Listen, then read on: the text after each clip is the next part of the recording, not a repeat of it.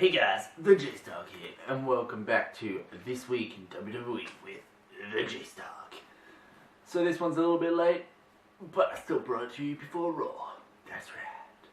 So, this week in WWE, we had started with the WWE World Heavyweight Championship, No One Contenders type of thing, contract signing match, whatever. And they always end in a brawl, so we all knew it was happening. It was Roman, Dean, and Brock. They all signed, they're all ready.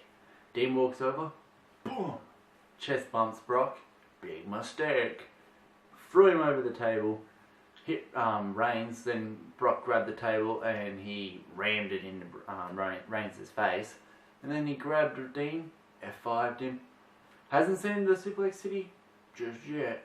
And then he ended up walking out with a grin on his face. Dean said backstage that he's not done with Brock. He ain't leaving until he gets his hands on Brock Lesnar. And told Roman, don't interfere.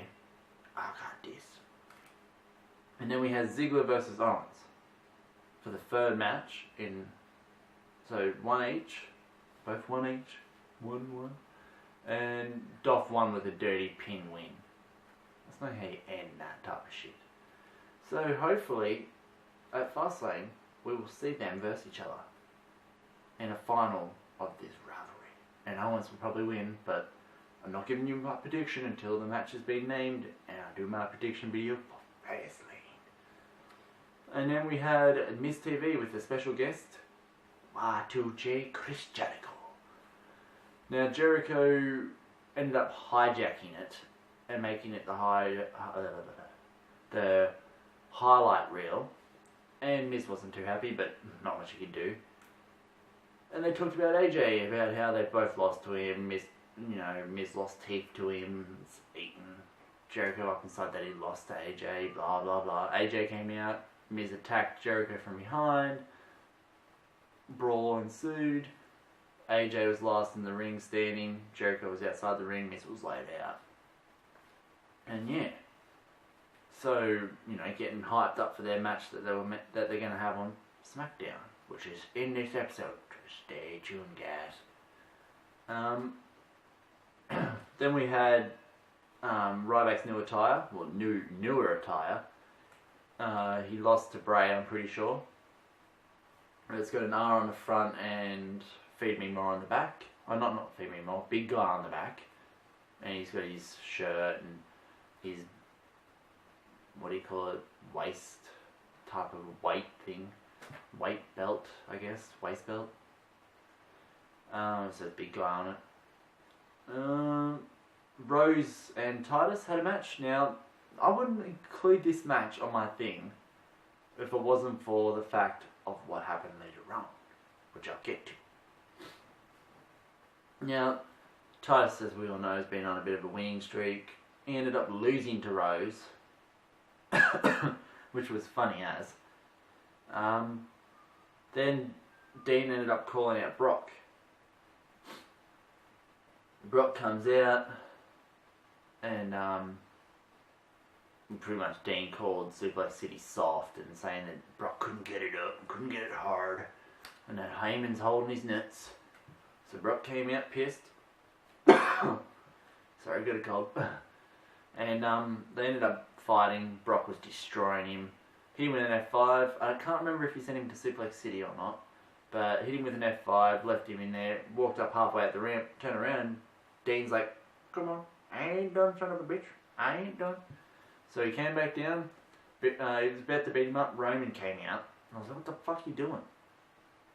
Coming out and hogging Dean's spotlight, and it was a bit of a distraction because next minute, bang, low blow. Dean hit him with the low blow. Brock's not gonna be happy. That's a big mistake, Dean. Big mistake. But yeah, Dean got the upper hand. That's different. He actually hit him with a low blow. Last person to do that to Brock was Taker, and he regretted it because he got beat. Another Golden Truth promo. R-Truth was at some Jimi Hendrix memorial thing, museum or whatever, and R-Truth was dressed up as it. Jimi Hendrix. Not the best promo they've cut. And then they pretty much, you may as well say, Goldust got escorted off the place or kicked off the place by security because he smashed a guitar on the wall. So still no match for them yet. So hopefully that comes soon, maybe. Then we had, because the Usos were scheduled for a tables match against the New Day. So the Dudleys didn't like that. They weren't, tables are our type of thing. So they persuaded the Usos into making it a Dudleys, Usos versus New Day and a partner of their choosing. New Day ended up getting one, Mark Henry. Okay, he's meant to be babyface with swagger. What the fuck? So they go out there. It's 4-on-4 tables match. It's going back and forth, and then Henry ends up being like, meh, because he was getting told by the New Day, hit him with a World's Strongest Slam, splash on him, and he's just like, I could do it myself. I don't need you yelling at me. And he walks off and leaves them. The New Day get their asses whipped. And the Dudleys put him through a table. Or put Big E through a table. And then they're all raising their hands. And then next minute, the Dudleys turn heel. That's right. They destroyed both of them. Put Jimmy through a table first. And then... So they did their finisher to Jimmy through a table, and then they got on the top rope and powerbombed Jay through a table. And yeah, they went heel. And then Daniel Bryan had his retirement thing where he went out in the ring and said that he's retiring because of too many concussions, which is bad. Sorry to Daniel Bryan, you're a good wrestler, but for me you had your ups and downs, but still a pretty good wrestler. And it sucks that you have to quit. Well, not quit. Retire. Especially when you're only kind of just started doing bigger things. At least you got to hold all the titles. Better than nothing. And then the thing with Titus that I was meant to be getting to at the end was that when all the superstars had come down to celebrate with Bryan after Raw had finished, Vince gave Bryan a hug. Then when Vince was leaving, Titus grabbed him aggressively, type of strengthy on the arm. Vince didn't like it, shoved him. And what happened? Well, Titus got suspended for 90 days. Now, not good. Just for touching the boss? Well, I guess, unless you're in a storyline with him, you're not allowed to. So, bye-bye Titus. See you next time. And he was only just getting his push, so... Oh, and all those community things he was doing, probably going to stop for a while, so... Yeah, he's gone for about 3 months. And I read that Vince actually wanted to fire him, but he got talked out of it. So, Titus, you're lucky, or you'd be gone.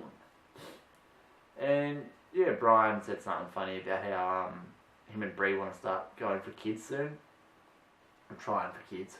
And the crowd's like, yes, yes, yes. And he goes, Brie says that all the time. That's what she said. That was good. Yeah, but Bryan's not one of my favourite wrestlers, but I do like him as a wrestler, so it's going to suck that he has to go. But now we're heading to NXT. So, on NXT we had the Hype Bros, which is Zack Ryder and Mojo Rawley, destroyed a team, just a random team. I don't think I've ever seen them before, but they destroyed them. Then Bliss versus Cameron, Alexa Bliss versus Cameron. Bit of a loony. But, yeah, Bliss ended up pretty much destroying her. And kind of made a statement like, I'm coming for the title, in a way. And then there wasn't really too much on NXT that I really kind of wanted to keep into this week in WWE thing. But the main event was Carmella versus Bayley for the NXT Women's Championship. Now this was going to be a good match, and it was a good match. It went back and forth. I was cheering for Carmella. Yeah. She's one of my favourites on NXT, so I was pretty happy that she was getting a shot, her first shot. She was a bit nervous, you could tell. But Bayley ended up getting the win, and wasn't really the best win for Bayley to get, because it was a sucky, I think it was a roll-up. It wasn't really a good type of finish. But after the match, Bayley was in the ring celebrating, and then Carmella was walking up the ramp. She got attacked by Eva and Nia Jax. Then they're beating her up. Then they're beating up Bayley. They pretty much destroyed Bayley, and then they took Carmella in the ring, and they were going to destroy Carmella. And then Asuka came down, and she was smiling and staring them down, and she scared Eva, and she didn't really scare Nia Jax, but she scared Eva enough to make Nia Jax leave with Eva. And then Bayley got in the ring, and Asuka touched the title like, I'm coming for that. You're just holding it for now, but I'm coming. And that is going to be a good match. But I want Carmella to be champ eventually, as well as Dana and Emma. So, and Asuka. I don't want Eva to be champ. She doesn't deserve it. And, like, why the fuck is she the fucking video type of trailer thing for Fastlane, guys? She's not even on the main roster anymore. She's on NXT. It makes no sense, but oh well. She ain't coming back to the main roster. She sucks. Like, she has good matches, but she botches a lot of shit. Now let's head to Smack. If you agree with that, leave a comment or hit the like button, because if it's not just me, I know a lot of people that don't like her, so she gets booed a lot, so. Now let's head to SmackDown. So we started SmackDown with AJ and Y2J going to have their match, but then the Social Outcasts interrupted. And it turned out that it was pretty much, they challenged them to a match, well, not challenged, but attacked them, and then ended up being a match. And AJ got the win, and the two people of the Social Outcasts that were actually in the match was Rose and Axel. I can't remember who got pinned. I think it was Rose that got pinned by AJ. Pretty sure. And then ref was raising their hands, and then Y2J Chris Jericho decided, I'm going to be a cunt and hit you with a code breaker while the ref was still holding their hands. So he attacked AJ. And their match on one-on-one, their second match, was knocked back to the main event of SmackDown. Then the Dudleys came out. And they're talking about how they turned bad, and how they destroyed the Usos, and how they don't give a fuck about everyone talking about Bryan, and no one should be talking about them. They should be talking about the Dudleys, how they made a statement, how they are the baddest team in the WWE, pretty much anywhere, and they don't give a fuck anymore. And they're like, you know what? Fuck yous. You're not getting the tables anymore. Got the guys to come and get the tables, take them all away. They had one table left.